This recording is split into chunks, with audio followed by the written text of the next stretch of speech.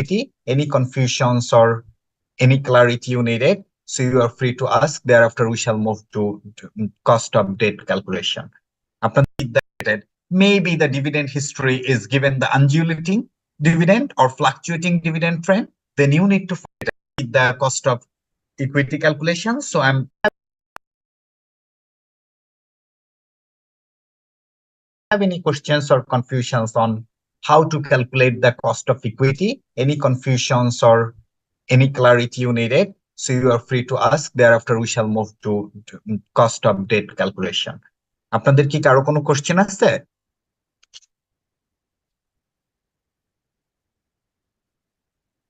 নাকি দেখেনি নাই?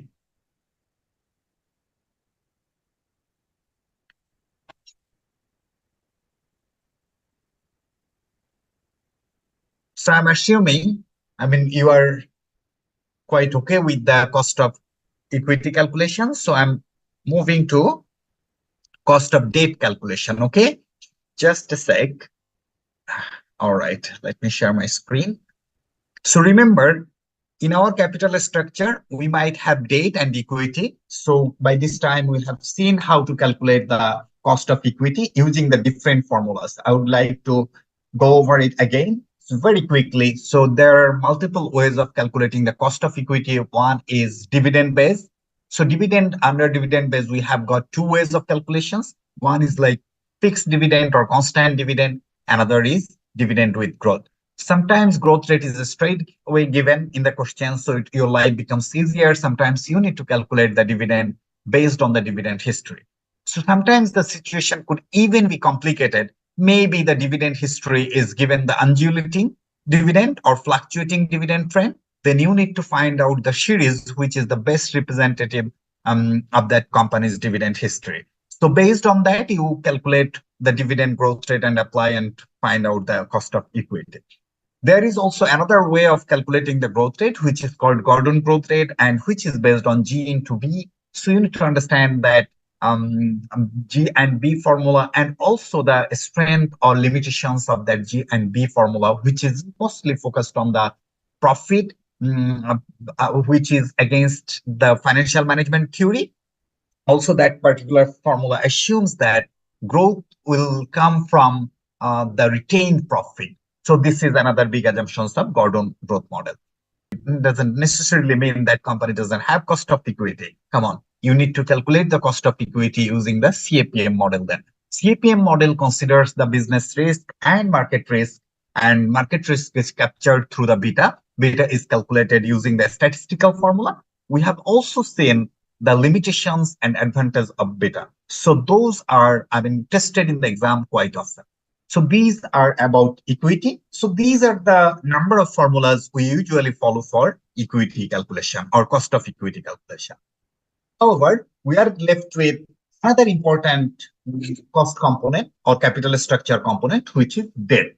So there are multiple ways of calculating the dividend debt calculation. The cost of debt calculation. Most importantly, the thing which you need to bear in mind that debt cost is lower usually, and it is tax efficient. It is tax allowable. Thereby, debt cost becomes lower than the equity cost. So how do we calculate the debt? Let's take a simple example. Straight bond, let's say. So cost of this bond, cost or nominal value, we say nominal value of this bond is 100 taka. And the market price of this bond is, let's say, 98 taka. Coupon interest rate or given interest rate is 9%. Tax rate is 3%.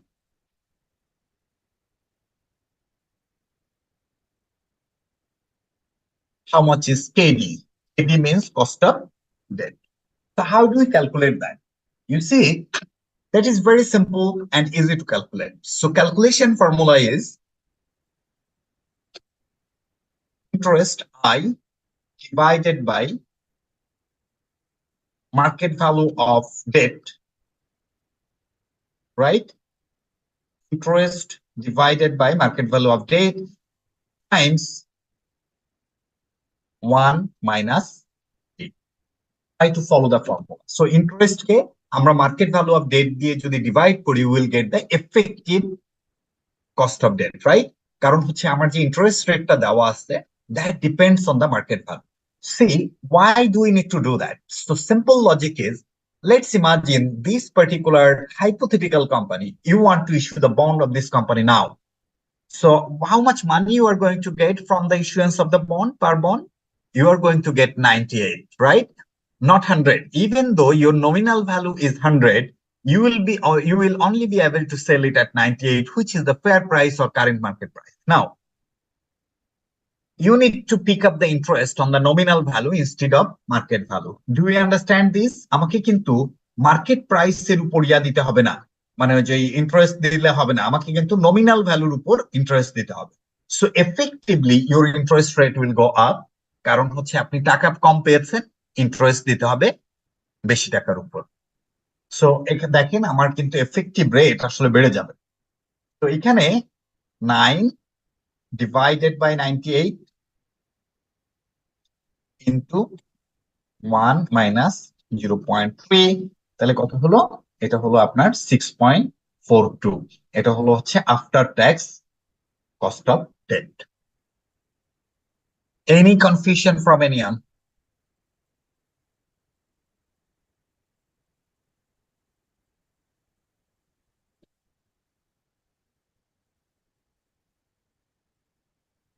No confusion. All are like big pundits. Okay.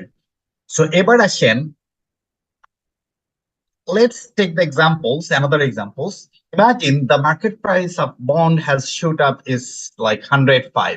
So what will be the impact now? Impact will be the positive impact, because the company will be able to sell the bond at 105. On the other hand, company needs to pay, or whereas the company needs to pay interest on nominal value only, which is 100. So which is a good news for the company. Therefore, the interest rate will be lower, effective interest rate. So what will be the interest rate? এখানে হবে 9 over 105. দেখেন এটা কত কমে যায়, and it comes down to 6% only. You see? So isn't it beautiful? That's a good news for the company. So I hope you understood how to calculate the cost of debt, I mean, in case of a straight bond. Number 2, অনেক সময় থাকতে পারে আপনার বন্ডের আবার দুইটা জিনিস আছে, একটা হচ্ছে রিডিমেবল আর একটা হচ্ছে ইরিডিমেবল। এই যে স্ট্রেট বন্ডটা, এটা কিন্তু আপনার আমরা ধরে নিচ্ছি ইরিডিমেবল bond. Irredeemable bond, by saying so, we are not saying this bond will never be redeemed. It will be redeemed, but we are assuming this level of debt will always be within the company. Let's say this particular bond comes with 5 years duration. Okay, after 5 years, the company will pay it off, and then company will go for another issuance of the bond, very similar kind of bond. Thereby, company will have this kind of bond in its capital structures. So this is what the company is planning for. That's why you are saying irredeemable. There is, however, another bond which is called redeemable bond. This redeemable bond is quite interesting. Irredeemable bond calculation is a bit complicated, and we need to apply IRR formula or trial and error formula. Imagine our hypothetical bond nominal value is 100, market price is 98, coupon rate is 9%, everything is all right. However, এইটার একটা issue রয়েছে, এটা হচ্ছে আপনার redemption after 3 years। 3 বছর পরে এটা redemption হবে। এই রিডেমশন হবে কয় টাকায়? রিডেমশন হবে হচ্ছে লেটস সে 102 টাকায় এটা রিডেমশন হবে। So how do we calculate the cost of bond? So notice that nominal value is 100. Try to understand. Nominal value means the given value. I mean, ওইটার গায়ে যেটা লেখা আছে 100 টাকা, কিন্তু you will only be able to sell it at 98. Okay, that is like a bad news for you. 100 টাকা bond, but you are selling it at 98. Coupon interest rate is 9%. and redemption you are going to redeem it after 3 years 3 বছর পরে এটাকে redemption করবেন কয় টাকায় 102. So altogether, is it a good news or bad news for the company? What do you think? What will be the impact on the effective interest rate? Will it be higher or lower?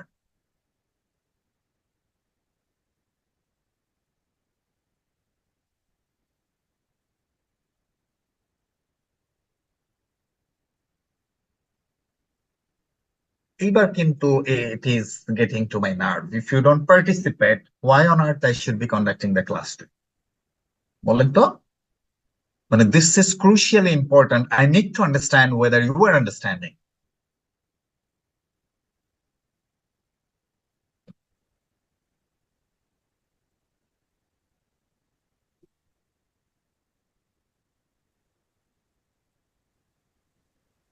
আমি যে বলছি আপনারা কি বুঝছেন আমার কোশ্চেনটা?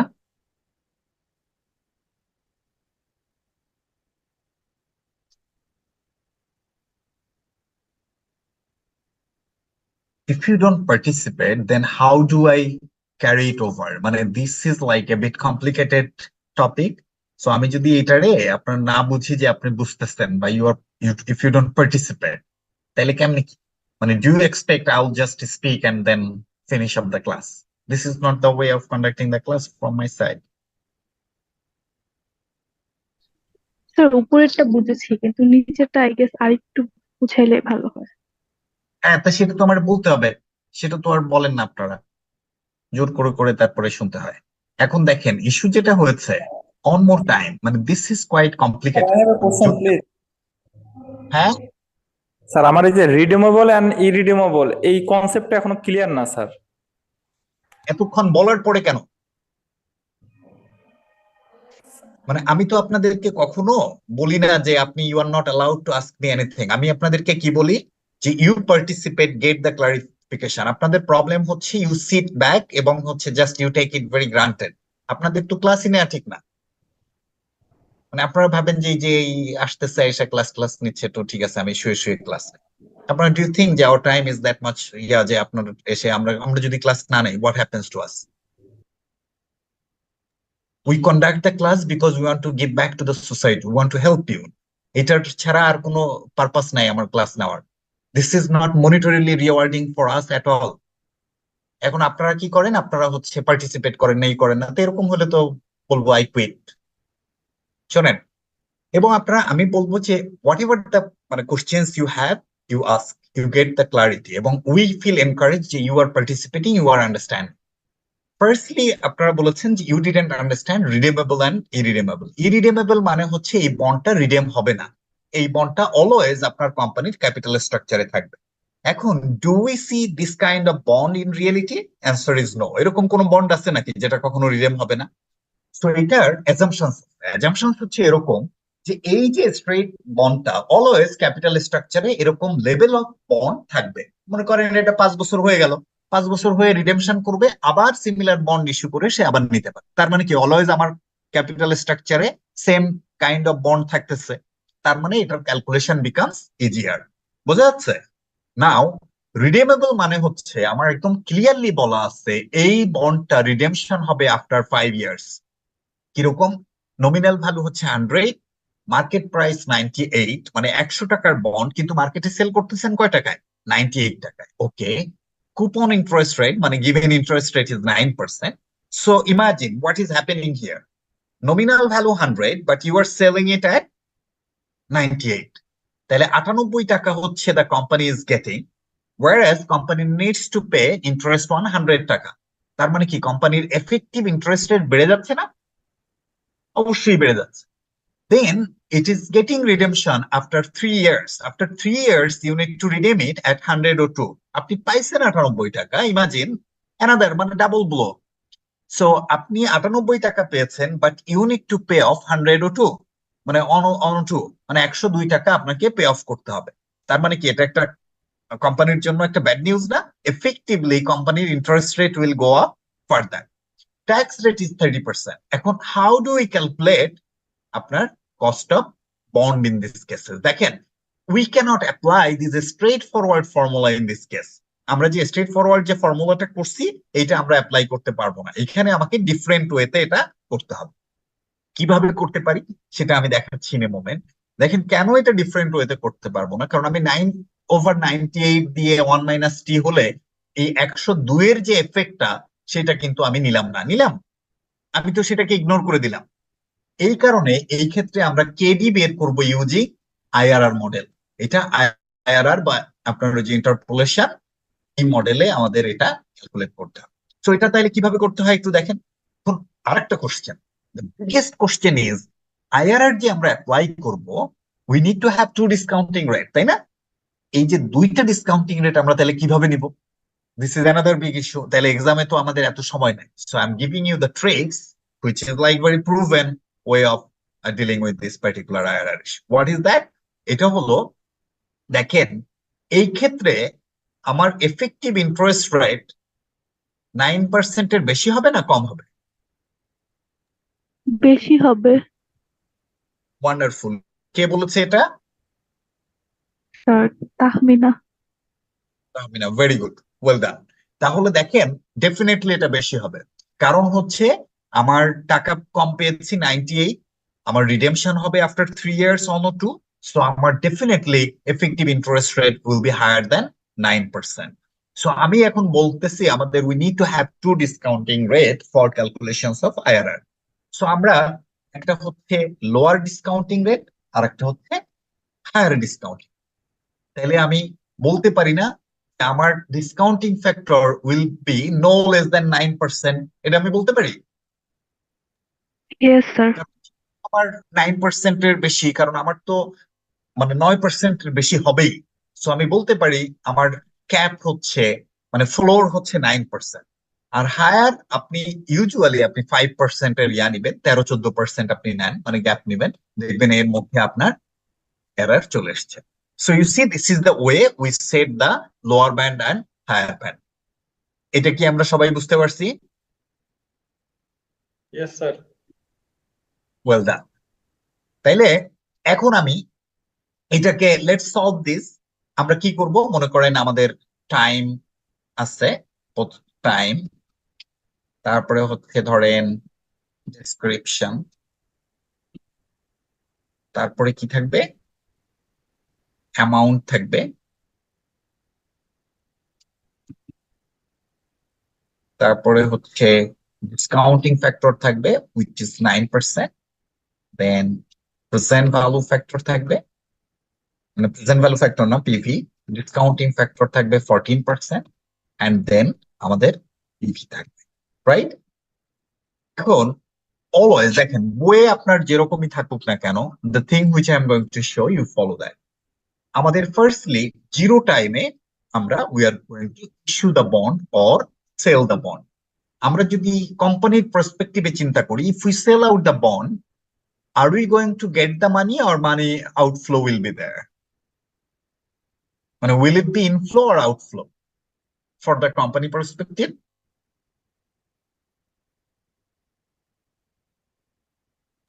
Outflow. Outflow.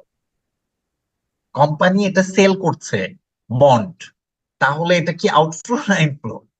Company যখন bond, inflow. Right, company is going to get the fund, তার মানে এটা 98 আমি ইনফ্লো হিসাবে দেখলাম।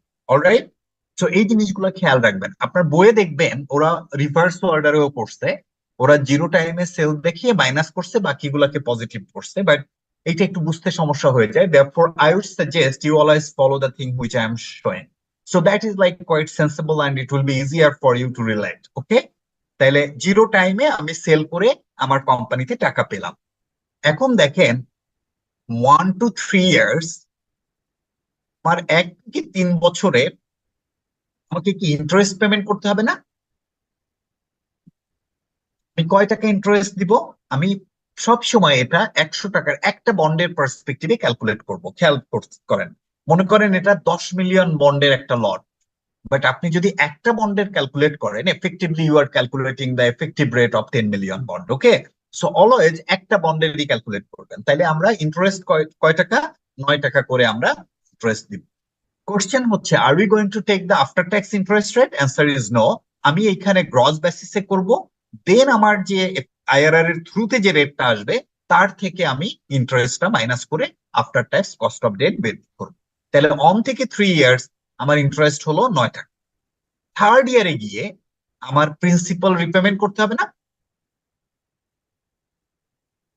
প্রিন্সিপাল আমি রিপেমেন্ট করব। আমার রিপেমেন্টে কত হবে? এই 100 টাকা। প্রিন্সিপাল বানান তো 102। মনে হয়, প্রিন্সিপাল বানান কি ঠিক আছে আমার? No sir. No sir. Good. হ্যাঁ, তাহলে এই প্রিন্সিপাল হচ্ছে আমার 102। ও ওকে, এই যে 9 যেটা, এই 9টা কিন্তু আমার মাইনাস হবে, কারণ এটা আমার কোম্পানির থেকে ইন্টারেস্ট চলে যাচ্ছে, তো আমি এটাকে মাইনাস করে দিলাম। আর এইখানে প্রিন্সিপাল মাইনাস হবে হচ্ছে আমার 102 টাকা, কারণ আমাকে ফাইনালি প্রিন্সিপালটা রিপেমেন্ট করতে হবে। নাও আমার ডিসকাউন্টিং ফ্যাক্টর জিরো টাইমে what ever the discounting factor is, আমার এটা কত হবে? 1 টাকা। 1 থেকে 3 বছরের যেটা হচ্ছে, এইখানে আমার কি ফ্যাক্টর ইউজ হবে? স্যার 1 টাকা কিভাবে হইলো? 1 টাকা না তো, এটা তো ফ্যাক্টর।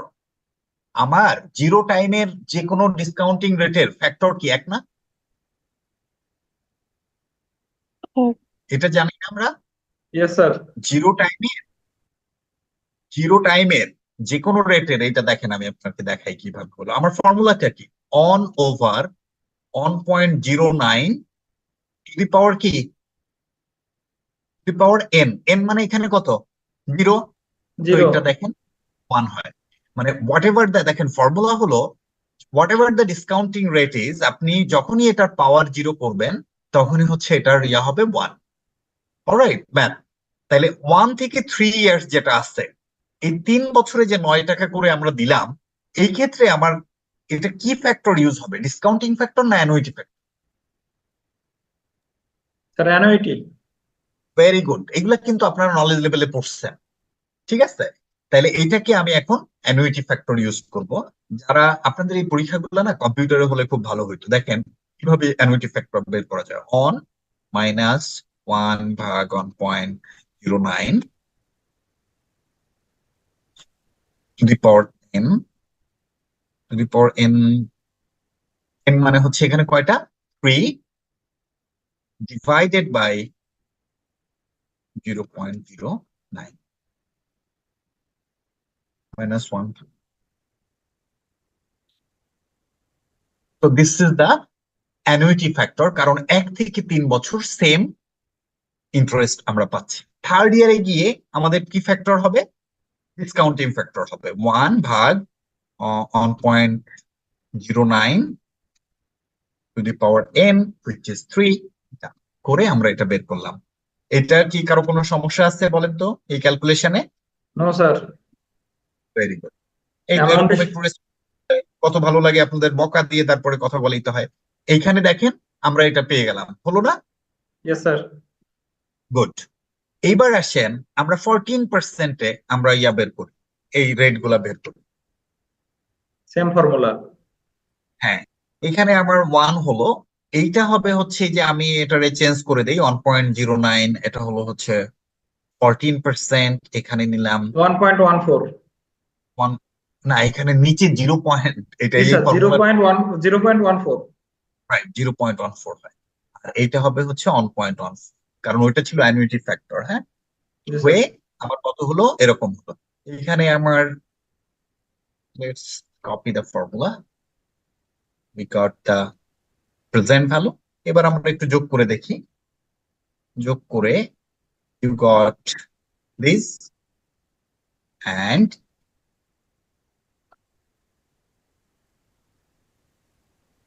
কিন্তু দুইটাই আমার মাইনাস হয়ে গেল কেন? স্যার 40, স্যার 9% যেহেতু নেগেটিভ আসছে, 14% ধরলে হবে না স্যার, আরো বাড়াই ধরতে হবে। ডাবলের একটু কম। Wait, wait, wait, wait, wait. না, এইখানে আমাকে আরো কম ধরতে হবে। এইখানে আহ,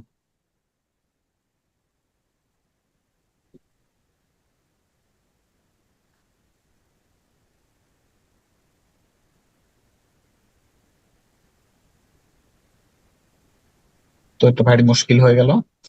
লেটস টেক ইট, এখানে যদি আমরা আর একটু কমায় নেই, লেটস সে উই টেক 8% নিলেই হয়ে যাবে বা 7% নিলে হয়ে যাবে।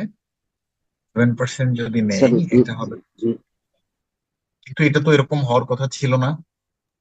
স্যার লাস্ট কলামের ফর্মুলাটা চেক করবেন একটু। লাস্ট কলামের, জি স্যার। ও রাইট রাইট, মানে ওইটা তো, ওকে ওকে, এটাই যে রাইট রাইট, ঠিকই বলছেন। আমাদের যেটা হয়েছে, ইউর রাইট, মানে আমাদের লাস্ট কলামে এটা তো হওয়া উচিত এইটার সাথে জি মাপতে। স্যার, ওই যে স্যার ওই কপি করাতে ওই যে এর আগেরটাই কপি হয়ে গেছে। হ্যাঁ, কারণ এটা তো হওয়ার কথা না। এই যে এবার ঠিক আছে, ওকে। সো এটা আসলে ঠিকই আছে, কারণ আমার তো এত সারা জীবন যে পড়ে আসছে এটার সাথে যাচ্ছিল, মানে কনফ্লিক্ট লেগে যাচ্ছিল, কারণ আমি আরো বলি যে একবারেই হয়ে যায় আমার এটা ফলো করলে। এটা তো, thank you, thanks for bringing it. তাহলে দেখেন, আমার কিন্তু একটা পজিটিভ একটা নেগেটিভ হয়ে গেছে, তার মানে we are right, we are on track. 9% and 14%, we have got two discounting rate. Now you apply it in the IRR. IRR এর যে ফর্মুলা আছে ওইটাই আপনি অ্যাপ্লাই করেন, করে যে রেটটা হবে তাকে আফটার ট্যাক্স করেন। Then this is your effective cost of debt for redeemable bond. আমরা কি ক্লিয়ার বিষয়টা? স্যার আমার একটা কোশ্চেন আছে। জি। ইন্টারেস্ট রেটের ক্ষেত্রে আমরা অ্যানুইটি ফ্যাক্টর আর প্রিন্সিপালের ক্ষেত্রে ডিসকাউন্টিং ফ্যাক্টর ইউজ করলাম কেন? এটার কারণ হলো ইন্টারেস্টটা তো অন টু 3, মানে আপনি একটু টাইমটা যদি দেখেন, এটা তো 1 থেকে 3। 1 থেকে 3 মানে কি, আমার 3 বছর পর্যন্ত সেম ইন্টারেস্ট দিতে হবে না, তার জি মানে স্যার। It becomes annuity. এই কারণে হচ্ছে আমরা এটা অ্যানুইটি ফ্যাক্টর ইউজ করছি। Had it been like just 1 year, we would have used simple discounting rate. ঠিক আছে না? জি স্যার। হুম। তাহলে আমরা মোটামুটি এটা বুঝতে পারছি। Now I am giving another example to you, so you need to tell me what will be the discounting rate. মনে করেন আপনার পরীক্ষায় এরকম একটা কোশ্চেন আসছে, শোনেন আমি এই যে বানিয়ে বানিয়ে দিচ্ছি বলে আপনারা এটা ইগনোর করেন না, আপনার ওই বইয়ে এরকমই আছে। এই নমিনাল ভ্যালু মনে করেন 100, আপনি মার্কেট প্রাইসে এই বন্ডটাকে ইস্যু করছেন 102 টাকায়, এবং বন্ডটা রিডেমশন হবে 100 টাকায়। এক্ষেত্রে how do you take the lower and higher discounting rate, and what will be your assumptions, and what is the justifications behind that? বলেন তো।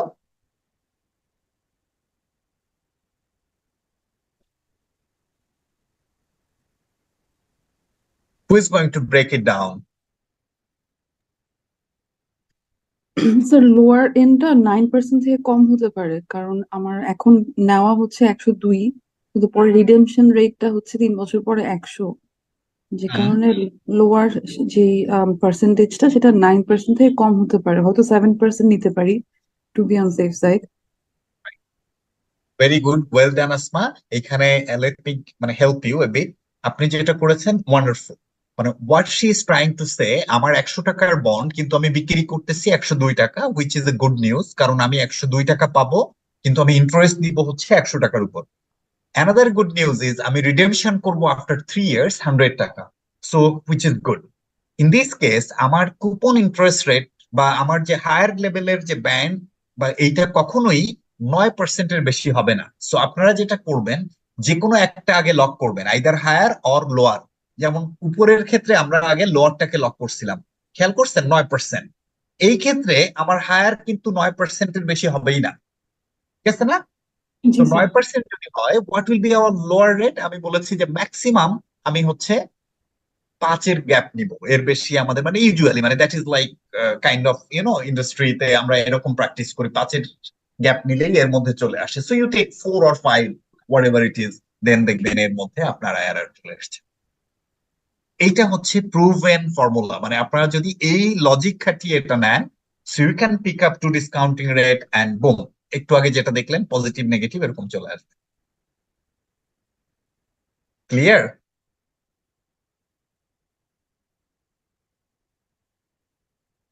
জি স্যার। গুড। এইবার let's make the thing a bit more complicated. কিরকম? মনে করেন same example, ওকে। Example দিয়ে আমি আপনাকে বললাম এটা রিডেমশন হবে আফটার 3 years 100, অর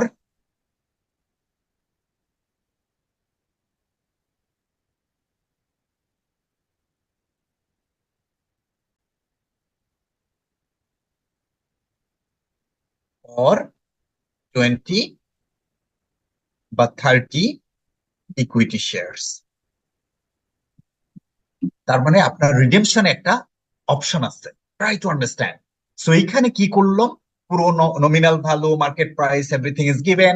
এখন আপনাকে বলা হলো যে এটা রিডেমশন করবেন হচ্ছে 100 টাকা, আপনি রিডেমশন করতে পারবেন, অথবা 30টা ইকুইটি শেয়ারস হবে। এখন imagine you are the holder of this particular bond, okay, আপনি ইউ হোল্ড ওয়ান বন্ড, ওই সুকুক বন্ডের মতন কনভার্সন অপশন আছে।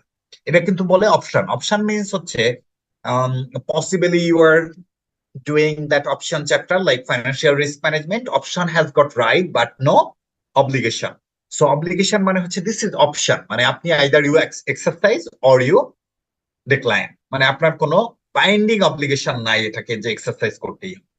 So this is an option যে আপনি আইদার 100 টাকা নিতে পারেন। So imagine you are holding this bond, আপনি 3 বছর পরে 100 টাকা নিতে পারেন, অথবা 30টা ইকুইটি শেয়ার নিতে পারেন।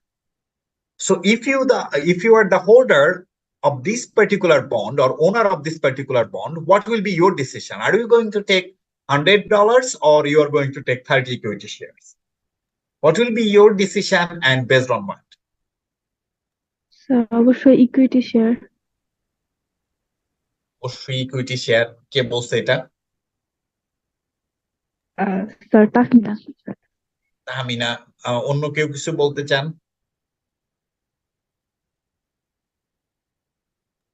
স্যার এটা ডিপেন্ড করবে ইকুইটি শেয়ারের ভ্যালুর উপর। Excellent, well done. So definitely all we need to do, যে আমি আগে দেখবো ওকে আমার তো একটা অপশন হচ্ছে আমি চাইলেই 100 টাকা পেতে পারি বা $100 পেতে পারি, আর একটা অপশন হচ্ছে আমি 30টা ইকুইটি শেয়ার পেতে পারি। সো এনি রিজনেবল ইনভেস্টর সে কি করবে, সে দেখবে ওই 30টা ইকুইটি শেয়ারের ভ্যালু কত। এখন মনে করেন এরকম বলা আছে যে আপনার শেয়ারের কারেন্ট মার্কেট ভ্যালু ইজ 3 টাকা 20 পয়সা বা 3 টাকা 30 পয়সা, and it has got, I mean ডিভিডেন্ডের গ্রোথ আছে হচ্ছে লেটস সে 5%। মানে এই শেয়ার ডিভিডেন্ডের গ্রোথ যদি 5% হয়, we can assume that share will grow at 5% too. তাইলে আমরা কিভাবে এটাকে করব? সো এখন যদি শেয়ারের দাম 3 টাকা 30 পয়সা হয়, 3 বছর পরে ওই শেয়ারের দাম কত হবে তাইলে? That we need two estimate. আমরা কিন্তু এখনই কাজ করতেছি, বাট আমাকে এটা আগে এস্টিমেট করে নিতে হবে। 3 টাকা 30 পয়সা ইন্টু 1.05 টু দি পাওয়ার 3, তাহলে 3 বছর পরে আমার শেয়ারের দাম কত হলো? 3 টাকা 80 পয়সা। খেয়াল করেছেন? তাহলে 30টা শেয়ার আমি পাবো। তো ইট ইজ ভেরি লাইকলি যে 30টা আমি বলতে হচ্ছে ইনভেস্টর পাবে। ইনভেস্টরস 114 টাকা 60 পয়সার ওয়ার্থ অফ শেয়ার সে পাওয়ার সম্ভাবনা আছে। যদি এটা থাকে, no investors would take 100, rather they will exercise this 30 equity shares option. So in this case আমাকে যদি রিডেমশন করতে হয়, আমি রিডেমশনে 100 টাকা ধরে আমি আইআরআর বের করব না, আমি অবশ্যই 114 টাকা 60 পয়সা ধরে দেন হচ্ছে লোয়ার হায়ার যেটা হয় সেটা ক্যালকুলেট করে আমার আইআরআর বের করব। আপনারা কি আমার কথা বুঝতে পেরেছেন? স্যার এক্ষেত্রে কি শেয়ারের ভ্যালু আর গ্রোথ দেয়া থাকবে? শেয়ারের ভ্যালু অবশ্যই দেওয়া থাকবে, গ্রোথ দেওয়া থাকবে, একটা হিন্ট তো দেওয়া থাকতে হবে।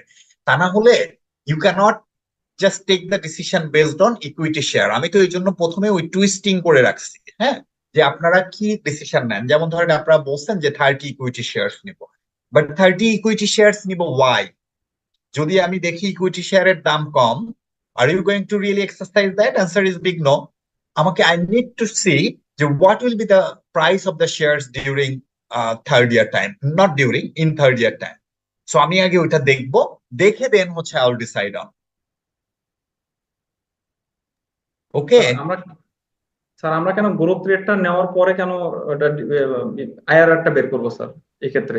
গ্রোথ রেটটা নিবেন হচ্ছে এই জন্য because you are sitting now. Sitting now মানে কি? Current time. এখন এইখানে বসে আপনি তো 3 বছর পরের কথা চিন্তা করতেছেন। So you become an analyst. Analyst হয়ে আপনি চিন্তা করতেছেন 3 বছর পরে what will be the likely share price of your company. কারণ তা না হলে তো আপনি আপনার ওই এফেক্টিভ রেটও ক্যালকুলেট করতে পারবেন না, কোম্পানিতে ইন্টারেস্ট রেটও বুক করতে পারবেন না। এগুলা কিন্তু it falls under financial instrument and you need to charge the interest based on the effective rate, not the coupon rate. আমাদের দেশে তো এগুলা ঠিকঠাক মতন করতে পারে না, খুব কম অ্যাকাউন্টেন্ট আছে তারা এগুলা ঠিকঠাক মতন করে। স্ট্রেট দেখা গেল 9% আর ইন্টারেস্ট চার্জ করা শুরু করছে। সামান্য এই এফেক্টিভ ইন্টারেস্ট রেট বের করে দেন আপনাকে অ্যামortization শিডিউল করে করা উচিত, বুঝছেন? কারণ ওইটা না হলে আপনার ইন্টারেস্ট রেটটা ফাইন্যান্সিয়ালসে ঠিক মতন রিফ্লেক্ট হবে না, এবং আপনি ট্রু কস্টও ক্যালকুলেট করতে পারতেছেন না আপনার ইনস্ট্রুমেন্টে। ঠিক আছে? Clear sir. হুম, তাহলে আর কারো কোনো কোশ্চেন?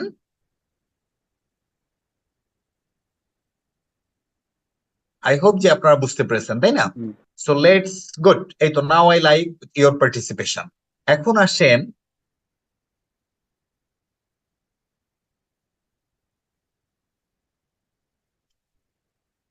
রয়েছি আমরা। আপনারা অবশ্যই আমার এই সিনোপসিসটা গো থ্রু করবেন। গো থ্রু করে এখানে যে বেটার ডিপেন্ড অন এগুলো সবগুলো কিন্তু একটু ইউনিট টু মেমোরাইজ দেয়। তারপরে হচ্ছে আপনার limitations of CAPM which are often tested in the exam, you need to go through that. What do we understand by business risk, financial risk, operating risk, financial gearing? এই জিনিসগুলোও একটু understanding থাকা দরকার আছে। এটা মনে হয় লাস্ট ক্লাসে আমি বলেছিলাম, তাই না? এটাকে আমি বলেছিলাম বিজনেস রিস্ক, ফাইন্যান্সিয়াল রিস্ক এগুলা কি? জি স্যার। ওকে, তারপরে হচ্ছে adjusted present value, will be doing it in with investment appraisal. Okay, so that brings almost towards the end of the discussions of the concept in the cost of capital and capital structures. Before we get to the exam standard questions, let me talk about the preference shares. Preference shares is another element. So preference shareholders, they get the dividend. So the difference between interest and dividend is fixed. So let's say company is getting 10% dividend and share price ধরেন 100, but market value is ধরেন 95. So how do we calculate the cost of preference? Fundamental difference between equity shares and preference shares are the firstly, preference shareholders get the dividend. Secondly, preference shares এর যে ডিভিডেন্ডটা পায় that is not usually tax allowable. So আমাদের যদি এটা হয় তাহলে cost of preference shares AP will be very easier to calculate, which is is dividend divided by market value is 95. Effectively, the rate is 10.5. So this is the way we calculate the cost of preference shares. So it is super easy because you do not need to consider any tax consequences or any other thing. So I hope it is understandable, then preference share. So once we calculate the cost of equity of three elements effectively, one is equity, another is debt, another is preference shares. So তখন আমরা যে কাজটা করব, let's say you are done with calculations of equity, debt or bond and preference shares. Preference shares not necessarily it has to be in the capital structure. Sometimes it does contain, sometimes it doesn't. So it doesn't really matter. Now imagine cost of equity is 15%, hypothetically speaking. This is 9%, and preference shares sits in between 11%. Try to understand the concept. Equity cost is usually high, which we have seen from the last class capital structure theory, right? Debt comes at the lower because of the tax allowability, and we assume it's 9. And preference shares is in between, sits in between. Why? Because preference shareholders has got higher right than the equity holders. Preference shares has the priority over the equity holders. However, preference shareholder into ranks behind debt holder, তাই না? In case of liquidation, therefore preference share এর রেটটা ওদের একটু বেশি হয় debt holder এর। আপনারা কি এটা বুঝতে পেরেছেন? How did I assign 15, 9 and 11? এটা কিন্তু লজিক আছে। ওকে, এখন এইটা যখন হয়ে গেল তখন এইগুলার মার্কেট ভ্যালু বের করতে হবে। Always you need to calculate the market value. আপনার ক্যাপিটাল স্ট্রাকচারে ইকুইটির মার্কেট ভ্যালু কত আছে? Let's say your equity, it is listed, so you multiply the number of equity into the per share value, current market value, you will get the market equity value. Do not use balance sheet value. If you have the market value you got to use the market value. খেয়াল করেন কিন্তু ডেটের ক্ষেত্রে market value either দেওয়া থাকবে, however যদি দেওয়া না থাকে আপনার অন্য ওয়েতে এটা ক্যালকুলেট করার উপায় আছে, সেটাও আমি আপনাদেরকে দেখিয়ে দিব, অসুবিধা নাই। Sometimes you need to apply the valuation of debt. মনে করেন অনেক সময় কোশ্চেনে আপনার 9% এফেক্টিভ ইন্টারেস্ট রেট দেওয়া আছে, কিন্তু আপনাকে যদি ওয়ার্ক বের করতে হয় মার্কেট ভ্যালু আবার সেপারেট ওয়েতে ক্যালকুলেট করতে হয়। I will take you through that. Preference share, সেটারও মার্কেট ভ্যালু বের করবেন, করে দেন হচ্ছে এটারে মাল্টিপ্লাই করে ওয়েটেড অ্যাভারেজ কস্ট অফ ক্যাপিটালে কনভার্ট করবেন। Clear?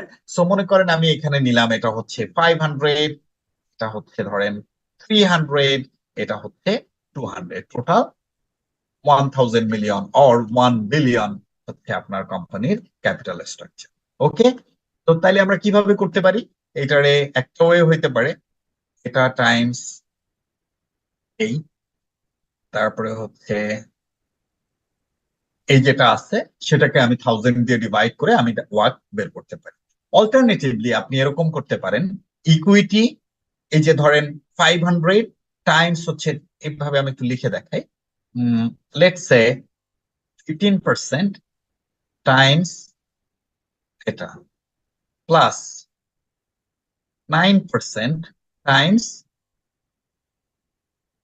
Plus 11% Times 200 divided by আমাদের কত 1000. So you got the overall work which is WFSC. ঠিক আছে?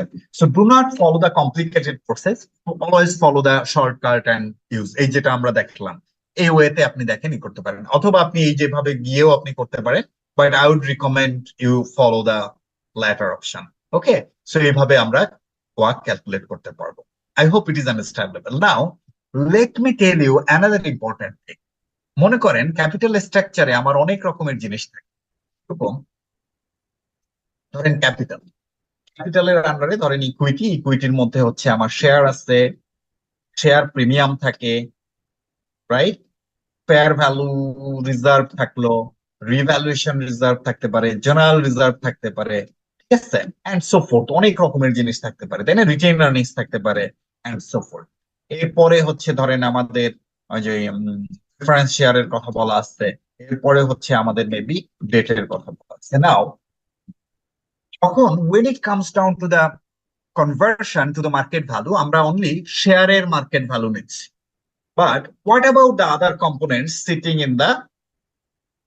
under equity? আমার ইকুইটির আন্ডারে যে other component, as for example share premium, fair value reserve, general reserve, retain earning যেগুলো আছে, what will be the treatment of them?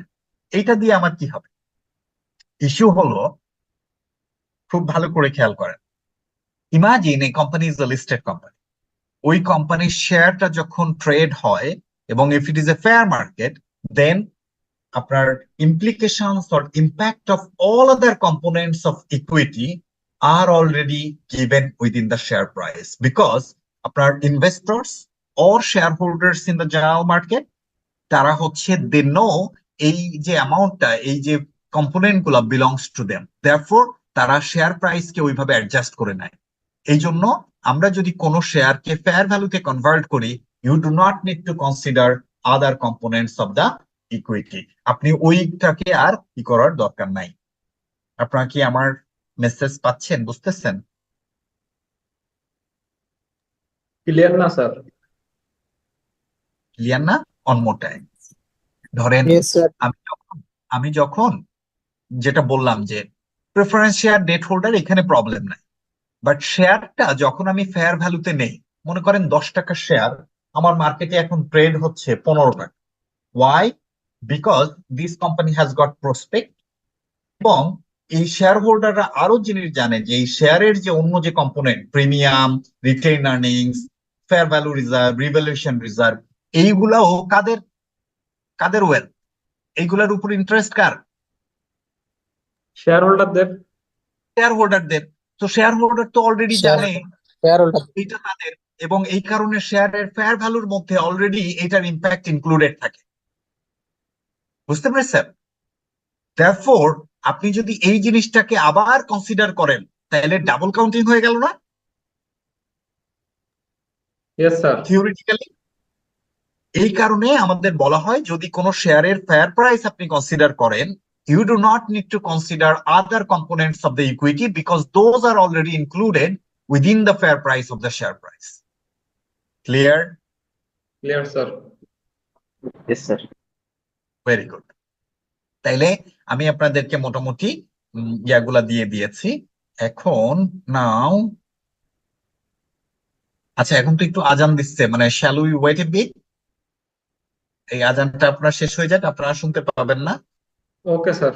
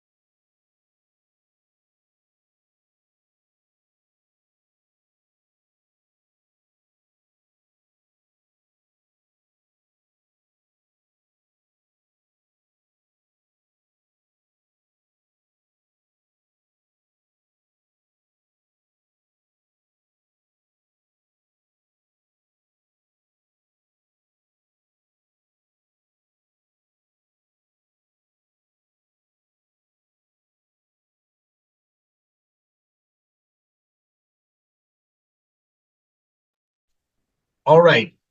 So yes.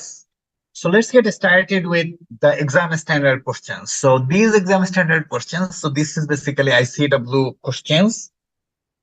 So it is like quite, it's not actually outdated. It is from 2009, if I'm not mistaken, but still financial management theory are same all across the world, and we are still following this. So it's exactly okay. I mean, absolutely okay if you practice this, okay? এবং এটা দিয়েই লোকজন সব pass করতেছে, আমি তো ক্লাসে এগুলাই পড়াই। So this is the first thing. Secondly, you got to be very mindful and very attentive in this particular question. এইটার কারণটা হচ্ছে I am giving you few important messages to you. Number one, what is the key to get through the financial management? Number one, having the understanding about the theory and applying those are the key to pass, right? Key to success. এখানে এই কোশ্চেনটা যদি আপনারা follow করেন, then in the end I will give you a very strong message about the financial management. So আপনারা দেখেন, let's get to that. Number 25, Oxford Limited, a listed industrial company, is considering a major investment, right? the company's investment projects team needs an appropriate rate at which to discount estimated after tax cash flows for the investment. So Oxford PLC সে একটা investment opportunity explore করতেছে এবং they need to find out a discounting rate. Okay, following the company's normal practice, this is to be based on weighted average cost of capital. Company weighted average cost of capital দিয়ে এটা calculate করে. Figures relating to long-term financing included in the company's most recent balance sheet are as follows. এখানে share রয়েছে, premium, loan stock and so forth, এগুলো দেওয়া আছে। Loan stock interest for the current year had just been paid. Interest is payable at the end of the next 3 years, and all of the loan stock is to be redeemed and in cash 5% premium at the end of the 3 years. এই যে loan স্টকটা, এটা হচ্ছে interest currently payment করা হয়েছে, আর next 3 years এ আপনার interest payment করতে হবে এবং তার 3 বছর পরে এটা 5% প্রিমিয়ামে এটাকে পেমেন্ট করা হবে। Tell me one thing from these specific para, what do you understand? This particular loan stock, is it redeemable or irredeemable?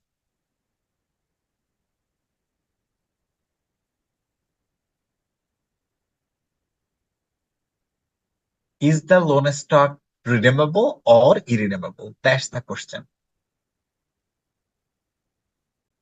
এইগুলা কিন্তু আমি শেয়ার করছি লাস্ট ক্লাসে, আছে না আপনাদের কাছে?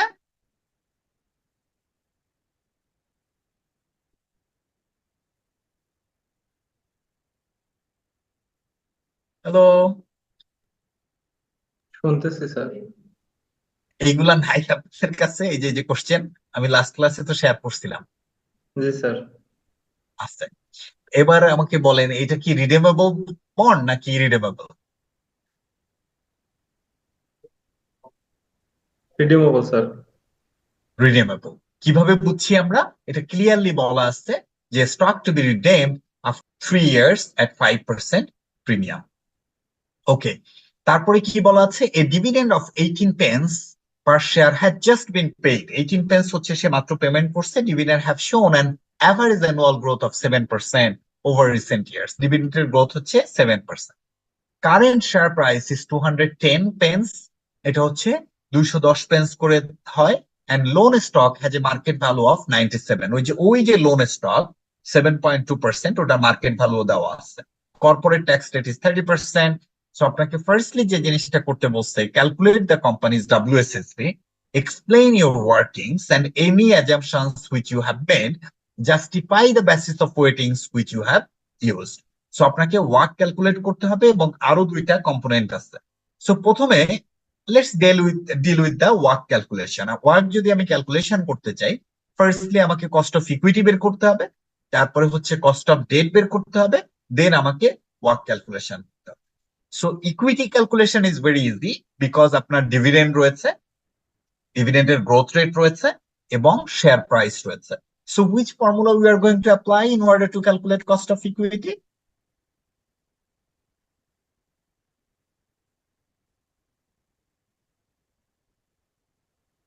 Wake up.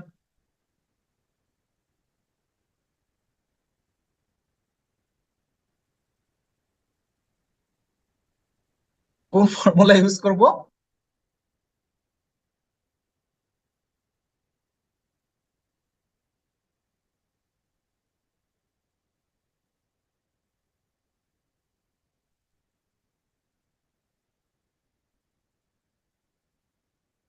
ভুলে গেছে। আচ্ছা, ওকে, দেখেন what we are going to do is, come on, here we go. আমরা এখানে প্রথমে ধরেন, আমরা যদি এটা ধরি, আমরা হচ্ছে we are going to calculate, okay, work calculate করব। ওয়ার্ক ক্যালকুলেট করতে গেলে ফার্স্টলি আমরা ইকুইটির কথা যদি ধরি, ইকুইটির ক্ষেত্রে আপনার বলা আছে ইকুইটির মার্কেট ভ্যালু কত আছে? P0 210 আছে। ডিভিডেন্ড রয়েছে কত? P0 18 pence ছিল। গ্রোথ রেট কত ছিল? গ্রোথ ওয়াজ 7%.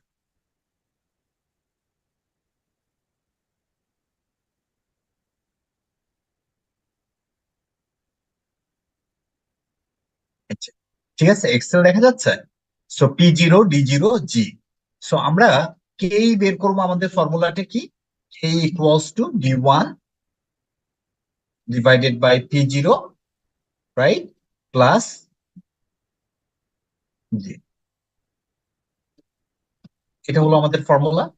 তো আমরা D1 কিভাবে বের করবো? 18 into 1.07, so that is our D1 divided by P0 হচ্ছে 210 প্লাস G হচ্ছে 0.07।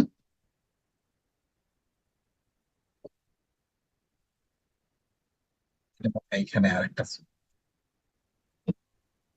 so you got 16.2 or 16.17%. So any confusions from anyone? No sir. Is that okay? Good. Now let's talk about debt. এটার ক্ষেত্রে কি রয়েছে? আপনার nominal value is 100, but market value কত ছিল এই ডেটের? এইখানে দেখেন বলা আছে market value is 97.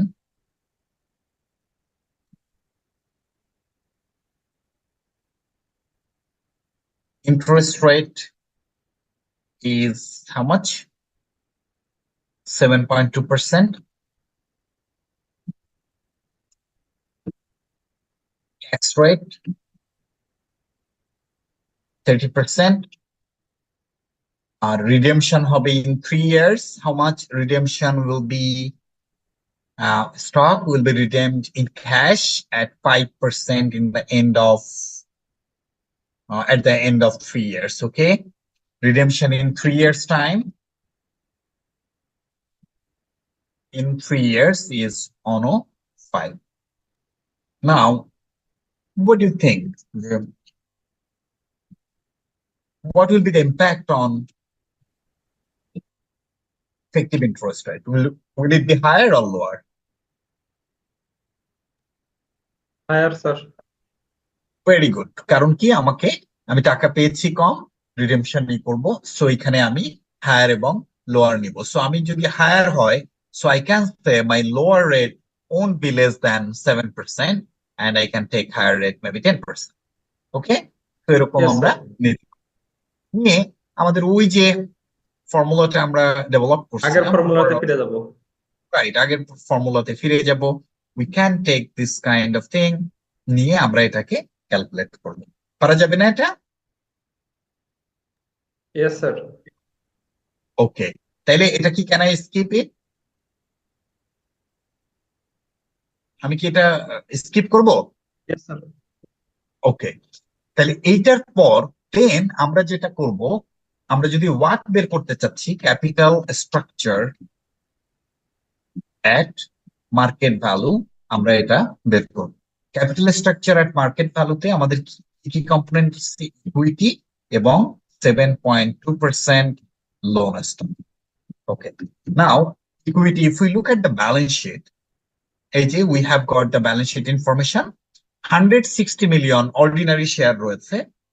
Okay, 160 million ordinary share, কিন্তু এই অর্ডিনারি শেয়ারের দাম কত? আমার মার্কেট ভ্যালু হচ্ছে 210 পেন্স। 210 পেন্স যদি থাকে, আমরা আপাতত পেন্সই লিখলাম। এবার আসেন লোন স্টক। লোন স্টকের ব্যালেন্স শিট ভ্যালু হচ্ছে 67, কিন্তু এটার 97 টাকা করে বিক্রি হচ্ছে। So how do we calculate the market value then? Market value দেখেন, এটা কিন্তু পেন্স আর এটা হচ্ছে ডলার। সো আমাকে যেটা করতে হবে, এই পেন্সকে ডলারে কনভার্ট করতে হবে, রাইট? সো আমি ওটাকে 2 পয়েন্ট অন করে দিলাম, খেয়াল করেন কিন্তু, তাহলে you got the market value. এইটা কি হবে? এটা 67 টাকার বন্ড, মানে 67 মিলিয়নের, সেটা এখন 97 করে বিক্রি হচ্ছে। সো 67 ডিভাইডেড বাই 100 ইন্টু 97, আমি এটার মার্কেট ভ্যালুতে কনভার্ট করে নিলাম। করে আমাদের টোটাল দাম করে কত হয়? শোনেন, আপনার এই যে ফর্মুলার মাধ্যমে এই যেটা স্পেসিফিক্যালি ডেটের ক্ষেত্রে আপনার ক্যালকুলেশন যে এক্স্যাক্টলি বইয়ের মতন হবে, not necessarily. Don't worry about that. As long as your process is okay, it will be accepted. So আপনি এইভাবে মার্কেট ভ্যালু বের করলেন, মার্কেট ভ্যালু বের করে দেন WSCC ক্যালকুলেট করে ফেলবেন। এটা 16.17 আর এটার ক্ষেত্রে যেটা হয় সেটা নিয়ে আপনি ওভারঅল WSCC ক্যালকুলেট করবেন। নাও ক্যালকুলেট দ্য কোম্পানিজ WSCC। আমার কিন্তু WSCC পর্যন্ত হয়ে গেল। I hope যে it is understandable. Moving on, explain your workings and any assumptions which you have made. আপনি assumptions এবং আপনার ওয়ার্কিং যেটা আছে সেটাকে আপনাকে এক্সপ্লেইন করতে বলছে। দেখেন ইকুইটির ক্ষেত্রে আমরা কি কি assumptions নিয়েছি। I have possibly discussed this thing in the last class. So equity calculation যখন আমরা করতে গেছি, what are the assumptions we have made? প্রথম যে assumptionsটা আমরা নিয়েছি, ডিভিডেন্ড মডেল ইজ ভ্যালিড। কারণ আমরা ডিভিডেন্ড মডেলে এই ক্যালকুলেশন করতেছি, তো dividend model is valid. Share price is fair, কারণ আমরা শেয়ার প্রাইস যদি ফেয়ার না হয় আমার ইসের ক্যালকুলেশন হবে না। Dividend history is representative of the future trend. Both rate can be attained. আমরা কি ফর্মুলা দেখে বলতে পারি না এই these are the assumptions we have made at least at minimum?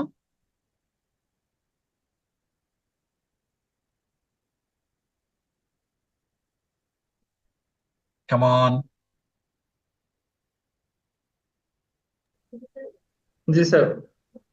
Okay. এইখানে দেখেন, do you think যে I remembered everything, মানে I memorized everything? আমি এটা দেখিও নাই। So how did I do that?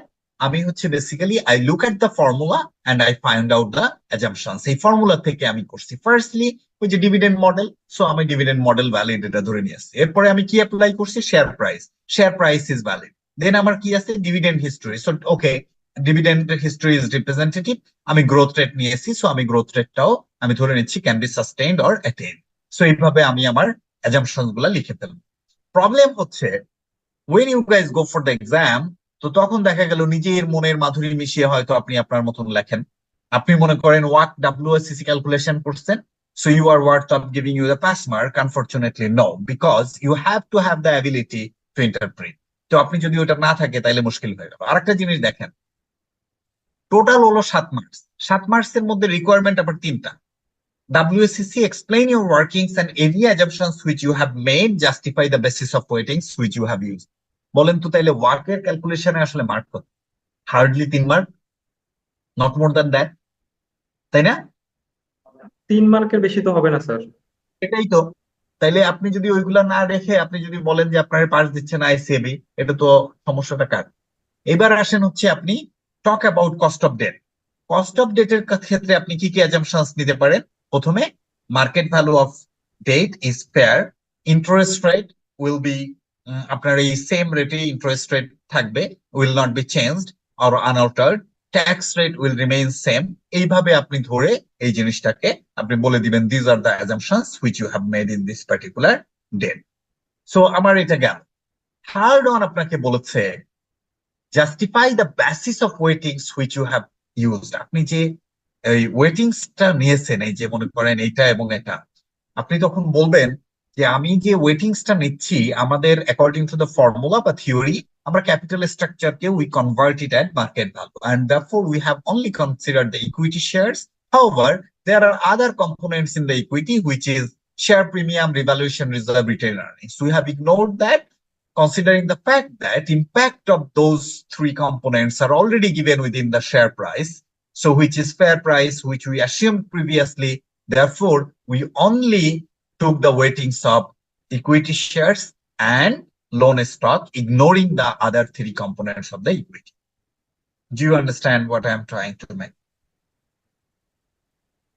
Yes sir, I understand. Very good. তাহলে এটা আমরা বুঝে ফেলছি। তাহলে এখন দেখেন স্যার একটা কোশ্চেন ছিল স্যার।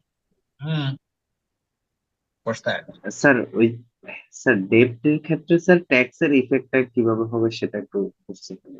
ওকে, ওইটা তো আমরা বলেছি। এই যে এইটা করার পর আপনি যে IRR করবেন না, IRR করার পর আপনার একটা রেট আসলো, লেটস সে রেট এসছে হচ্ছে 6.7, 6.7 কে আপনি আফটার ট্যাক্স করবেন, এইটা ইন্টু 0.7%। তো এটা করলেই তো এটা হয়ে গেল আপনার after tax। মানে আইআরআর করে যে রেটটা হবে তাকে আপনি আফটার ট্যাক্স করে ফেলবেন। বুঝতে পেরেছেন? Clear sir. এখানে জি স্যার।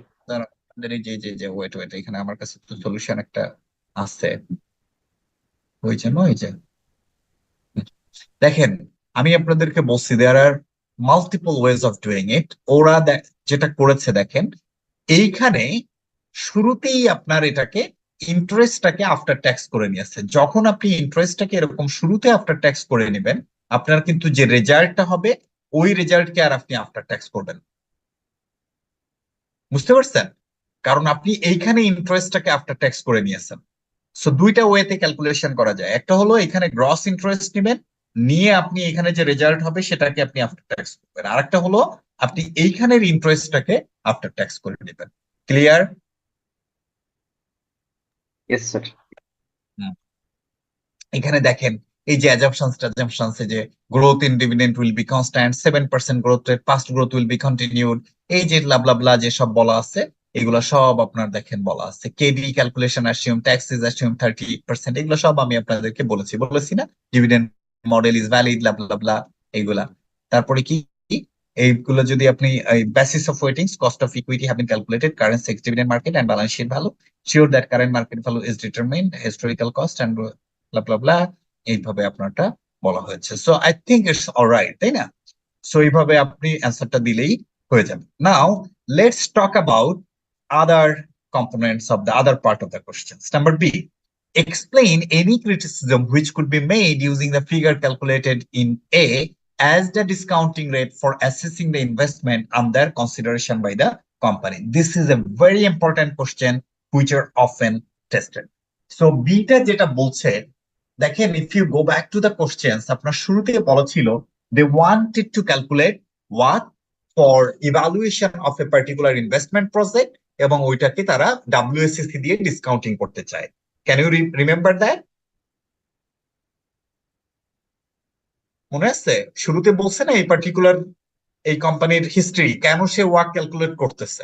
সে একটা ইনভেস্টমেন্ট অ্যাপ্রেজাল করবে, তাই না? এবং সেই ইনভেস্টমেন্ট অ্যাপ্রেজালে ডিসকাউন্টিং রেট হবে ওয়ার্ক। এখন বলছে এক্সপ্লেইন এনি ক্রিটিসিজম, এটার ক্রিটিসিজম কি, which could be made of using figure calculated in A discounting rate for assessing the investment under consideration by the company. So আমার এই যে WSCC দিয়ে যে আমি ডিসকাউন্ট করব নিউ প্রজেক্টে, খেয়াল করেন, ইমাজিন আমাদের ডিসকাউন্টিং রেট হচ্ছে 14% WSCC। এখন ক্রিটিসিজম আপনারা দরকার হলে লিখে নিতে পারেন, criticism of using what as discounting factor in new project. তো এটার ক্রিটিসিজমটা কি? প্রথম কথা হলো, আমরা WSCC যদি ইউজ করতে চাই নিউ প্রজেক্টে, business risk has to be set. Business risk might be different, so আপনি কারেন্ট WSCC ইউজ করতে পারবেন। কি বুঝছেন? কিছুই বোঝেন নাই। তাহলে এবার আমি বলি, মনে করেন আপনার এই যে কোম্পানিটার কাজ করতেছেন, this is a garment company, okay? এই গার্মেন্ট কোম্পানি একটা নতুন ইনভেস্টমেন্টের কথা চিন্তা করতেছে, and they are trying to invest in the power plant company. So do you think risk of the garment company and risk of the power plant company are same? No. No. তাহলে আমার garment কোম্পানির WSCC দিয়ে যদি আমি পাওয়ার প্ল্যান্টের project appraisal করি, will it be fair? It will not be No, fair. sir. So assumption হচ্ছে, যদি আমি কোনো WSCC কারেন্ট কোম্পানির WSCC ইউজ করতে হয় তাহলে অবশ্যই দুইটা কোম্পানির বিজনেস রিস্ক সেম থাকতে হবে। আমি গার্মেন্ট কোম্পানি আরেকটা গার্মেন্ট কোম্পানিতে ইনভেস্ট করতেছি বা এক্সপ্যানশন করতেছি, okay, I am allowed to use the current WSCC।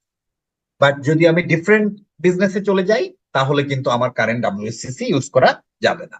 তাহলে business risk might be different, thereby current WSCC use করা যাবে না। সেকেন্ডলি, মনে করেন capital mix, mix might be different. Capital mix might be different. What do we understand by this? মনে করেন আমার currently 70-30 রেশিওতে আপনার ডেট এবং ইকুইটি রয়েছে। নিউ প্রজেক্টে আমি 60-40 রেশিওতে ডেট ইকুইটি ফান্ডিং এ আমি প্রজেক্ট ফাইন্যান্সিং করতেছি। তাহলে কি কারেন্ট WCC আর এটা সেম হবে? না স্যার। তার মানে ক্যাপিটাল মিক্স চেঞ্জ হয়ে গেলে আমার এটা চেঞ্জ হয়ে গেল।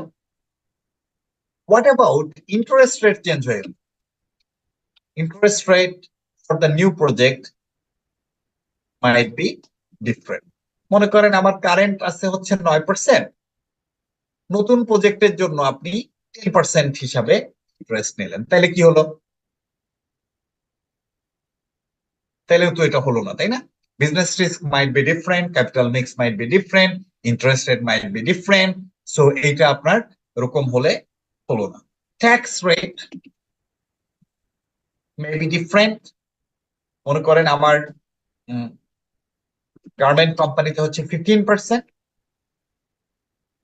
নতুন প্রজেক্টে হচ্ছে 10%, or maybe new project will enjoy tax holiday. Come on, so আমার current WSCC will not be applicable. So আমি current WSCC এত কিছু যদি meet up না করে, still I am allowed to use current WSCC if the project is insignificant. ওই যে materiality আমরা বলি না, immaterial project is insignificant in nature. মনে করেন আপনার কারেন্ট বিজনেসের তুলনায় আপনার ওই যে নিউ যে প্রজেক্টটা নিচ্ছেন দ্যাট ইজ ইনসিগনিফিকেন্ট যদি হয়, তাহলে আপনি তখন এই কারেন্ট WCC ইউজ করতে পারবেন। তখন আর এত চিন্তা করার কিছু নাই, that's a very small project, therefore even though all those criteria doesn't meet, do not meet, then you are allowed to apply the current WCC। আপনারা কি আমার কথা বুঝতে পারছেন? এইটা কিন্তু কোয়াইট অফেন এটা পরীক্ষায় আসে এবং অনেকগুলো কোশ্চেন আপনি দেখবেন এরকম আসছে। তাহলে এটা আমরা কি বুঝলাম? যে আমরা কখন কারেন্ট WCC ইউজ করতে পারবো? যদি আমার সিমিলার বিজনেস হয়, রিস্ক সেম থাকে, যদি আমার ক্যাপিটাল বেস সেম থাকে, যদি ইন্টারেস্ট রেট সেম থাকে, যদি আমার ট্যাক্স রেট সেম থাকে, তখন হচ্ছে আমি কারেন্ট WCC ইউজ করতে পারবো। যদি এইগুলা মিট না করে, তাইলে কি আমি কারেন্ট WCC ইউজ করতে পারবো? না No, Come sir. on. No, তখন আমরা কারেন্ট WCC ইউজ করতে পারবো না। তাহলে এটা বোঝা গেছে না? Yes, ওকে, sir. গুড। সো এটাই বলেছে explain any criticism which could be made using, এটা তো আমরা হলো, explain how the capital asset pricing model could be used as an alternative means of determining a suitable discounting rate for assessment of the investment. Your explanation should include an outline of the strength and weaknesses of this particular model. This is another beautiful question. দেখেন number B তে বলেছে যে আমি WSCC কেন use করতে পারবো না, সেটা আমরা দেখলাম। এখন আপনাকে বলছে ওকে, আমি garment company, I am going to invest in the power plant company, you are saying you are not allowed to, I am not allowed to use WSCC। এখন আপনি তো পণ্ডিত মানুষ, তাহলে আমি এখন কেমনে করবো বলেন? আমি WSCC করলাম না, তাইলে আমি কোন ভাবে আমার প্রজেক্টটাকে অ্যাপ্রাইজাল করবো? আমার তো প্রজেক্ট অ্যাপ্রাইজাল করতে হবে। তখন দেয়ার ইজ অ্যান অল্টারনেটিভ। সে অল্টারনেটিভ কি? সেটা হলো আমাকে CAPM মডেলে এটা করতে হবে, এন্ড দেয়ার আর 4 স্টেপস। তাইলে যদি নিউ বিজনেস রিস্কটা ডিফারেন্ট হয়, তখন হচ্ছে অল্টারনেটিভ টু WSCC রয়েছে, সেটা হচ্ছে কি CAPM। তো সেই CAPM এর কিভাবে আমরা করতে পারবো? স্টেপ 1, এগুলো একদম মুখস্থ করে ফেলবেন। Find out a similar listed entity বা company. What do you understand by this? করেন আমার garment company is going to invest in the power plant company. So what I need to do, I need to find out a similar power plant listed company. So our similar power plant listed company কি রয়েছে? Let's say Summit Power, Doreen Power. We can look at that. Okay? Similar listed company. Step 2 কি হবে? Look at the beta factor. আপনি ওই কোম্পানির বেটা কি রয়েছে, বেটা represent the market risk. So আমি খুলনা পাওয়ার বা সামিট পাওয়ারের যেটা রয়েছে, লেটস সে আমি বললাম এটা সামিট পাওয়ার, আমি দেখলাম আমার যেহেতু আমি করতেছি, ওর বেটা রয়েছে হচ্ছে 1.14। ওকে, স্টেপ 3, একে বলে ungear the beta. Ungear the beta means there are two beta. One is equity beta, another is asset beta. Equity betaর মধ্যে ইকুইটি প্লাস ডেট এটার ইম্প্যাক্ট থাকে, এটার মধ্যে শুধুমাত্র ইকুইটির ইম্প্যাক্ট। তাহলে আমাদের যে বেটাটা এখানে দেওয়া আছে 1.14, এটা বেসিক্যালি ইকুইটি বেটা। এই ইকুইটি বেটাটাকে আমাদের অ্যাসেট বেটা বা আনগিয়ার্ড, অ্যাসেট বেটার মধ্যে তো ডেট নাই, তার মানে কি অ্যাসেট বেটাটাই হচ্ছে আনগিয়ার্ড। সো ওইটাকে তখন হচ্ছে আনগিয়ার্ড করতে হবে। সো এটার একটা ফর্মুলা আছে, ফর্মুলা উইল বি বেটা অ্যাসেট ইকুয়ালস টু বেটা equity into E divided by E plus T into 1 minus T. এগুলো all logical, হ্যাঁ, আমি কিন্তু I don't memorize any of the formula. So এখানে ইকুইটি মানে হচ্ছে ধরেন বেটা ইকুইটি কত আছে 1.14, এটার সাথে আমি মাল্টিপ্লাই করলাম কি ইকুইটির impact divided by E plus D, মানে E plus D into 1 minus T. তার মানে ইকুইটি এবং ডেট থেকে অনলি ইকুইটির ইম্প্যাক্টটা আমরা রাখতেছি, এবং এই রাখার ফলে asset beta definitely will be lower than the equity beta because you are eliminating the impact of debt. So therefore effectively আপনার asset beta will be lower. আপনার ক্যালকুলেশনে যদি দেখেন আপনার এটা 1.14 এর বেশি হয়েছে, তাহলে বুঝবেন you are heading in wrong direction. তাহলে আমার কি কাজ করতে হবে স্টেপ 3 তে? Ungear the beta. So you understood these 3 steps. Find out a listed company, look at the beta factor and ungear the beta. এগুলো কিন্তু ওই যে আপনি যদি অনলাইনে যান, ওই যে আমার স্টক এই যে অথবা যে ঢাকা স্টক এক্সচেঞ্জ ওইখানে পাওয়া যায়, ওইখানে ওই বেটা থাকে ওই সাইটে, ঠিক আছে? আচ্ছা, এবার আসেন হচ্ছে স্টেপ 4, এইটাকে রিগিয়ার দ্য বেটা, ওইটাকে ইকুইটি বেটাতে কনভার্ট করব using the current capital structure. তো আমার যে কারেন্ট গার্মেন্ট কোম্পানির ইয়াটা রয়েছে, ক্যাপিটাল স্ট্রাকচার রয়েছে, সেইটাকে ইউজ করে আমি এখন আবার এই ফর্মুলা ইউজ করে আমি কি বের করব? এখান থেকে এরবার বের করছি অ্যাসেট বেটা, এখান থেকে বের করব হচ্ছে ইকুইটি বেটা। ইমাজিন আমার এটা হচ্ছে 1.02। তো আমি এই 1.02 তো আমি অ্যাসেট বেটা পেয়ে গেলাম। সো এই অ্যাসেট বেটা নিব, এখন আমি আবার ইকুইটি বেটা বের করবো ইউজিং দা আমার ওই গার্মেন্ট কোম্পানির ক্যাপিটাল স্ট্রাকচার, এবং ওই ক্যাপিটাল স্ট্রাকচারে ডেট ইকুইটির মার্কেট ভ্যালু যদি থাকে সেইগুলা নিয়ে আমি এখানে ওর ইকুইটি বেটা বের করবো।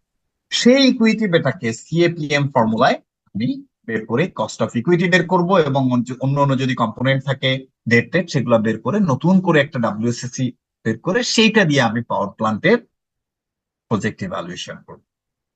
আমরা কি বুঝতে পেরেছি?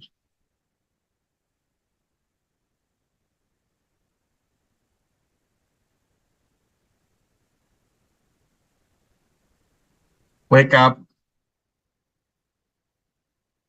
Yes, sir. Good. তাহলে আমরা এটা বুঝতে পেরেছি। So this is the alternative to WSSC. দেখেন ওয়ার উই আর, আমরা হচ্ছে এই যে এখানে আসি alternative to WSSC. Explain what would have been the effect on WSSC in theory and in practice of the company having different debt equity ratio. কোম্পানির যদি different date equity থাকে তাহলে হচ্ছে আপনার WSSC এর উপর কি ইম্প্যাক্ট। সো এটা কি বলেন তো actually what they are trying to ask, এখানে আপনাকে কি জিজ্ঞাসা করতেছে? স্যার যেটা আপনি আগে বলেছিলেন যে যদি ইকুইটি রেশিও সেম না হয় তাহলে ডব্লিউএসসি কাজ করবে না। এইটা বলছে যে আমরা ওই যে ক্যাপিটাল স্ট্রাকচারের 3টা থিওরি পড়েছিলাম না, one is traditional theory, one is MM theory without tax, another is MM with tax. 3টা থিওরি পড়েছিলাম। সো এখানে এটা মিন করেছে, দেখেন explain what would have been the effect on WSC, কারণ ওই থিওরিতে কিন্তু আমরা ডেট কি হয়, ইকুইটি কি হয়, এবং এফেক্টিভলি ডাব্লিউএসসি কি হয় সেটা দেখছি। So what would have been the effect on WSSC in theory and in practice? In theory মানে হচ্ছে ওই যে আমাদের theoretical traditional theory, sorry MM theory, and in practice মানে হচ্ছে আমাদের traditional theory of the company having different debt equity ratio. দেখেন number is given 5. So এখানে আমরা বেসিক্যালি 3টা মডেল ডিসকাশন করার দরকার নাই, 2টা করলেই হবে। একটা হচ্ছে আপনি ট্রেডিশনাল থিওরি করবেন, আর একটা হচ্ছে আপনার যেহেতু এই ম্যাথে ট্যাক্সের কথা বলা আছে, উইথ ট্যাক্স, এই দুইটা মডেল ছবি আঁকায় জাস্ট এক্সপ্লেইন করে দিবেন শর্ট করে। ক্লিয়ার? জি sir.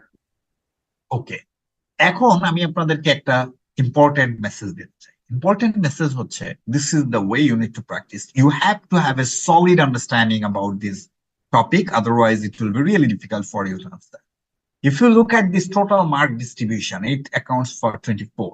Out of this 24, if you look at the mathematical portion, that accounts for just 3, which means just maybe little over 10%, or you can say hardly 15% is basically from the math. In practice, আপনার হয়তো 30%, 35% আসবে math in reality, বাকিগুলা কিন্তু আপনার এরকম interpretation and so forth এগুলা থাকতে হবে। So what is the key message here? Key message হলো, ফাইন্যান্সিয়াল ম্যানেজমেন্ট যদি পাস করতে চান, ভালো করে এগুলার আন্ডারস্ট্যান্ডিং পড়াশোনা করবেন, প্লাস এই ইন্টারপ্রিটেশন স্কিল থাকতে হবে। কারণ ম্যাক্সিমাম কেসে এরকম কোশ্চেন দিয়ে তার সাথে সাথে এরকম ইন্টারপ্রিটেশন এবং ইয়া থাকবে। যদি না পারেন তাহলে হচ্ছে it will be really really difficult for you to get through. আর যদি পারেন, bingo, you will get through ইনশাআল্লাহ। ওকে, তো হাউ ডিড ইউ আন্ডারস্ট্যান্ড? বোঝা যায়?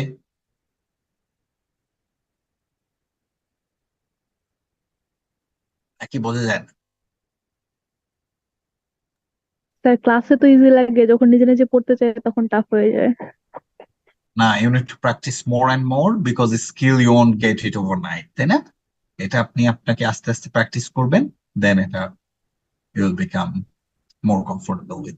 আচ্ছা, এখন হচ্ছে we had enough discussions, enough attention. I think we should take a break এবং ডিনার করে আসি। So when shall I come back?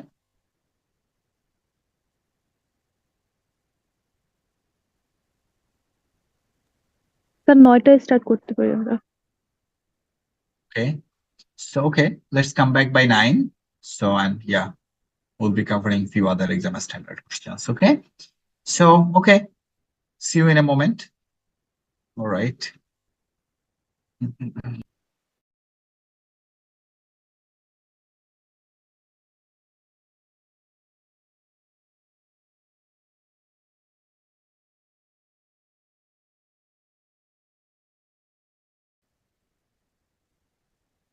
Angel.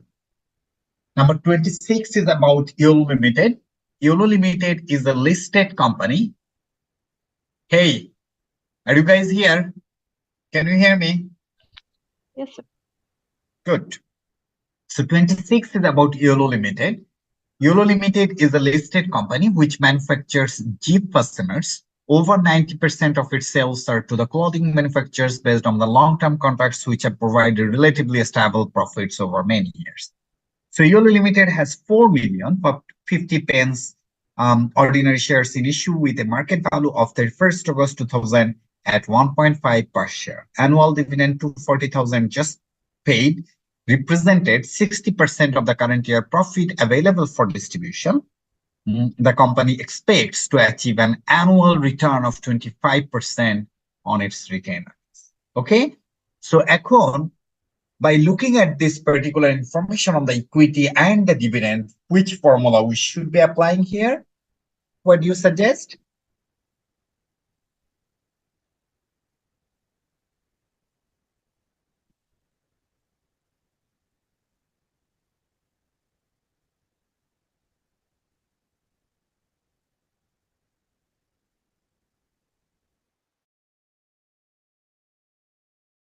কি এখানে কোন ফর্মুলা দিয়ে আমরা অ্যাপ্লাই করব বলেন তো?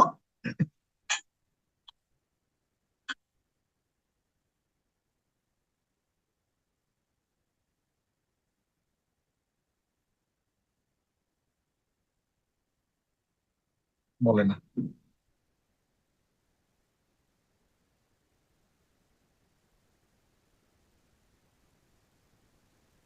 এখানে ডিভিডেন্ডের ইনফরমেশন দেওয়া আছে, শেয়ারের ফেয়ার প্রাইস দেওয়া আছে। তাহলে ফার্স্টলি আমরা বলতে পারি যে ডিভিডেন্ড মডেলে এটা করা যেতে পারে। Now question হচ্ছে whether we are going to apply constant dividend model or dividend with growth model, তাই না? সো আমি আপনাদেরকে বলেছি কোশ্চেনে বিভিন্ন রকমের হিন্ট থাকবে, সেই হিন্ট থেকে we need to understand and realize which formula is the most appropriate. So আপনি দেখেন বলেছে annual dividend to 40,000 just represented 60% of the current year profit available for distribution. তার মানে এই annual profit retention কত? প্রফিট রিটেনশন করেছে কত percent? 40%. 40%. Very correct. এবং annual return 25% on the retained earnings.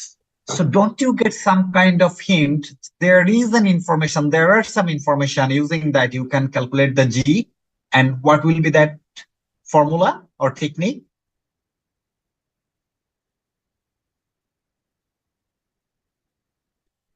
Who is the smartest block in this? বলেন তো।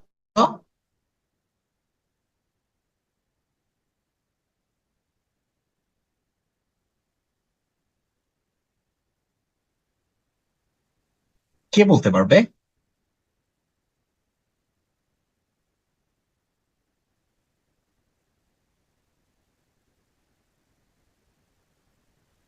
Zulfikar Ali, are you there?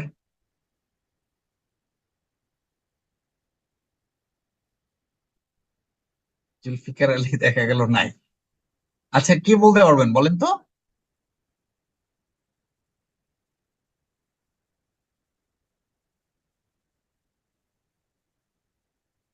Can you remember Gordon growth model?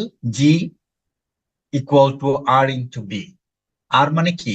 Return on equity, আর B মানে হচ্ছে earnings retention ratio. So আপনার এখানে দেখেন 60% available for distribution, which meaning যে আপনার 40% ইজ রিটেনশন, আর 25% তো ওই যে আর বের করে দেওয়া আছে। সো এখান থেকে তো আমার জি বের করা যাবে। So you have the dividend information, you have the share price, and you have the growth rate. তার মানে কি আমি এখান থেকে গ্রোথ রেট বের করতে পারবো না? Answer is big yes. তো দেখেন আমরা আগের দিন কিন্তু থিওরি গুলা পড়েছি, আমি বলেছি যে আপনার অবশ্যই এই অ্যাবিলিটি থাকতে হবে রিলেট করার, যে কোন সিচুয়েশনে কোনটা অ্যাপ্লাই করতে হবে। ঠিক আছে, এইটা না হলে কিন্তু আপনি জানলেও দেখা গেল অ্যান্সার করতে পারবেন না। So let's deal with this. আচ্ছা আমরা যদি ওভারঅল কোশ্চেনটা দেখি, ওভারঅল কোশ্চেনে আপনাকে বলছে weighted average cost of capital calculate করতে হবে। Okay fine. সো আমাদের ফার্স্ট কাজ হবে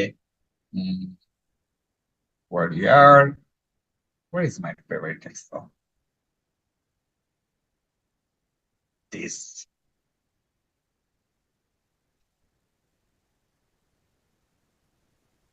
Here. Okay. তো আমরা ইকুইটির কথা যদি ধরি, let's summarize the information first. আমার প্রথমে রয়েছে হচ্ছে ডিভিডেন্ড, সরি শেয়ার প্রাইস, আমি যদি বলি P0 1.5, আর যদি আমি বলি D0 কত হবে? D0 হবে হচ্ছে we have got 2,40,000 dividend divided by share কত আছে? 4 মিলিয়ন, তাই না?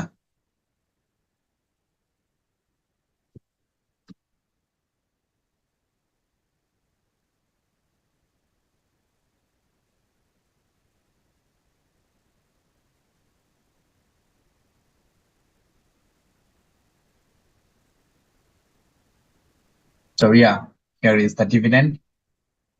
Okay, so এখন আমি যদি বলি আমার জি কত হবে? G equals to R into B. B মানে হচ্ছে earnings retention ratio, which is 40%, কারণ 60% is available for distribution. R means accounting rate of return,